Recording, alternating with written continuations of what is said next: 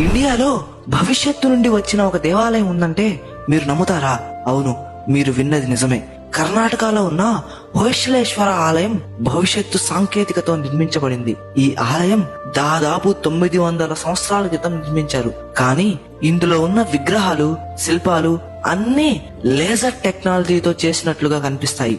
ఈ విగ్రహాల్లోని each and every part ని మీరు స్పష్టంగా గమనించాలంటే మీకు ఖచ్చితంగా మైక్రోస్కోప్ అవసరం అవుతుంది. ఇంకా ఆశ్చర్యకరమైన విషయం ఏంటంటే ఈ ఆలయంలో మన కాలానికి చెందిందిగా అనిపించే ఒక ప్రాణికి సంబంధించిన శిల్పం ఉంది. కొన్ని నిపుణుల మాటల్లో చెప్పాలంటే ఈ శిల్పాలను ఈ రోజుల్లో ఉన్న ఆధునిక టెక్నాలజీని యూజ్ చేసి కూడా ఈ శిల్పాలను మనం చేయడం సాధ్యం కాని పని. మరి ఎలాంటి టెక్నాలజీ లేకుండా ఆ కాలంలో ఇలాంటి విగ్రహాలని ఎలా చెక్కి ఉంటారు?